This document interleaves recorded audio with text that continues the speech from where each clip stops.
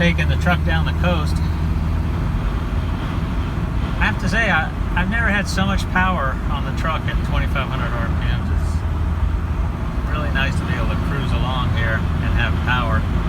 I think that's a function of having better compression on the rings and maybe the timing on the cam. But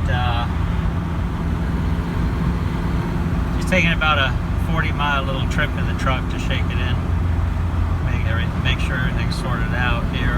I will say that I attempted to adjust the distributor one tooth, and what I discovered is that I did have it in correctly. It's just that on account of my retarding the cam 5 degrees there, it kind of put me in a weird orientation. So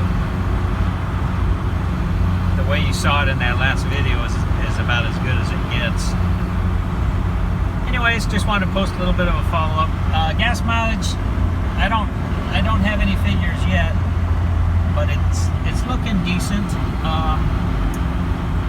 On the air fuel, I changed it over to 1 click richer from the factory setting instead of 2, and that's giving me a good air fuel ratio under acceleration of about 0.85 as opposed to the 0.78 and 0.79 lambda readings I was seeing.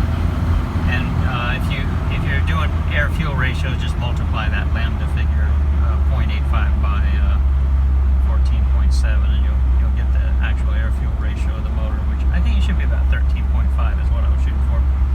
Anyways, just a quick update. Truck's running well. Good power down around 2,500, which is nice for cruising. Might give me a little bit better gas mileage. And like I say, I'm just taking maybe a 60-mile trip down the coast here, so I can kind of get some idea of what gas mileage I'm looking at. I'm hoping it'll be around 22 to 24 city if everything's good on the motor. So little by little, getting everything dialed in. Okay, thanks for watching.